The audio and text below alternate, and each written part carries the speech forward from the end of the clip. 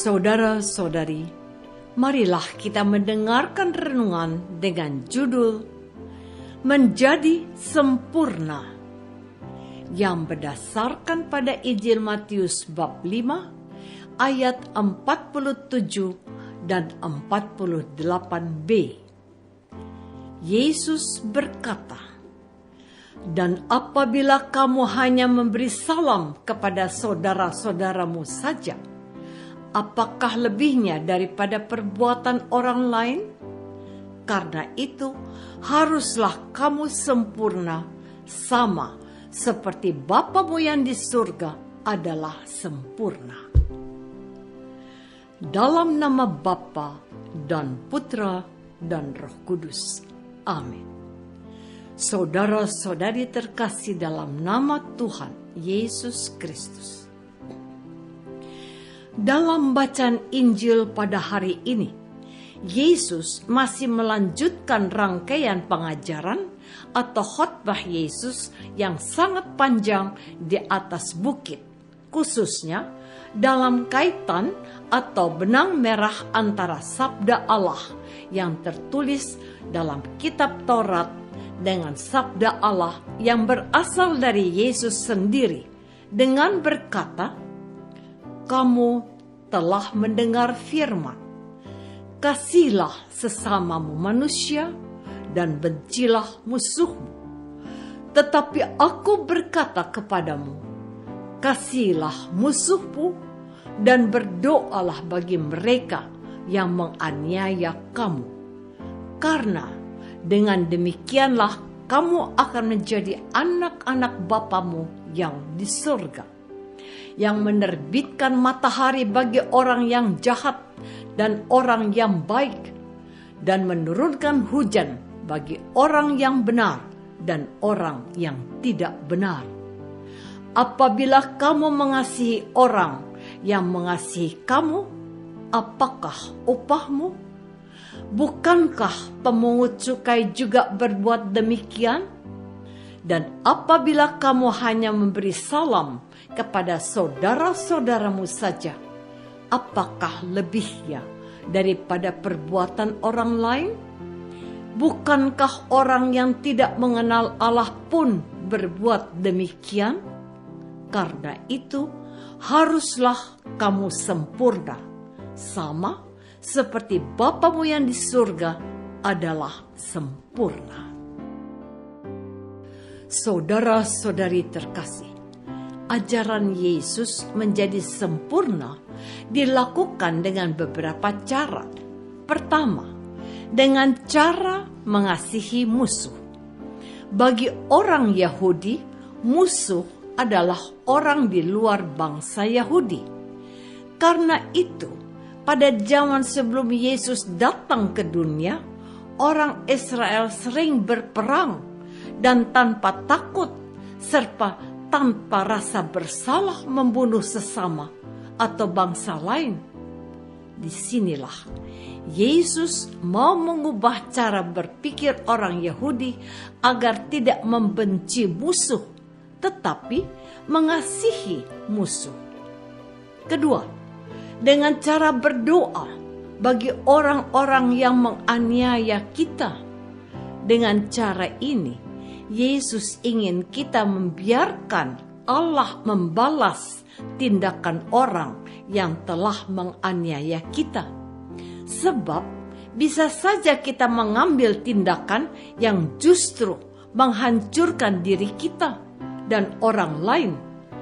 Namun, jikalau kita berdoa untuk orang yang menganiaya kita, maka kita tidak hanya menyelamatkan diri kita sendiri, tetapi juga menyelamatkan jiwa orang yang menganiaya kita. Dengan berbuat demikian, kita menjadi anak Allah.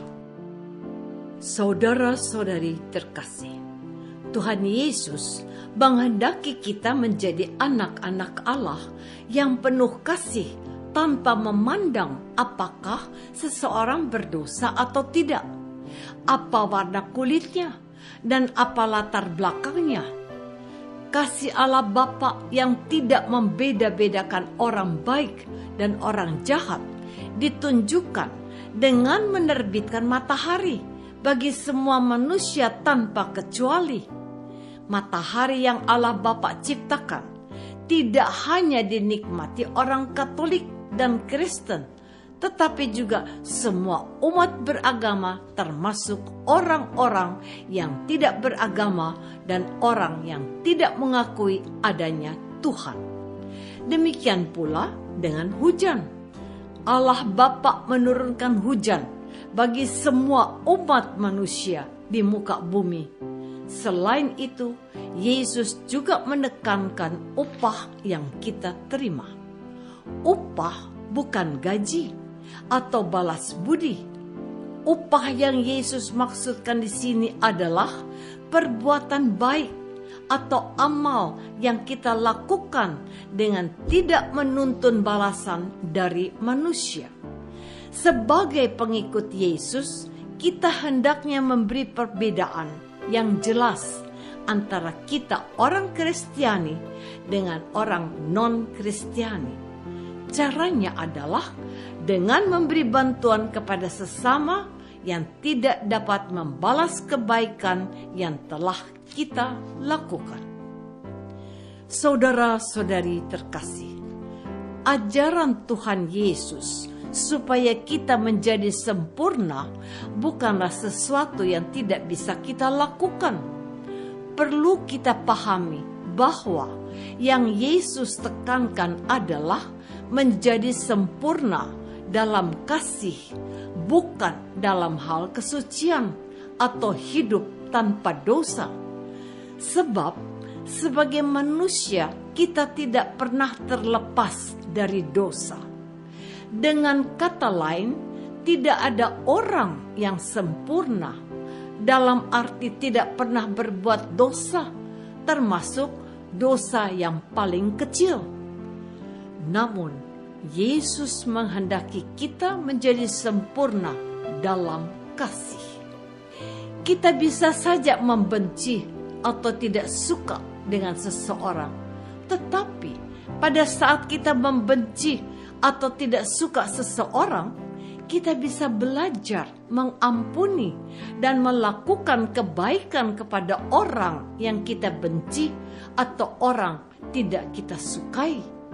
Dan secara perlahan-lahan, tanpa kita sadari, hidup kita akan melimpah dengan kasih Allah. Kasih yang melimpah itu perlahan-lahan mengikis kebencian kita.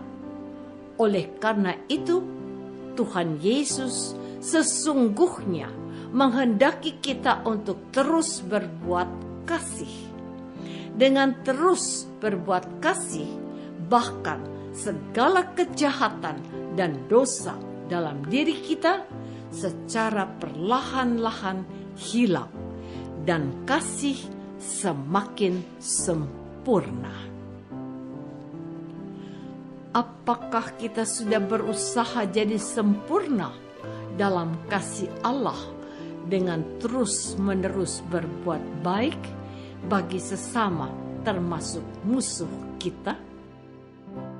Marilah kita berdoa.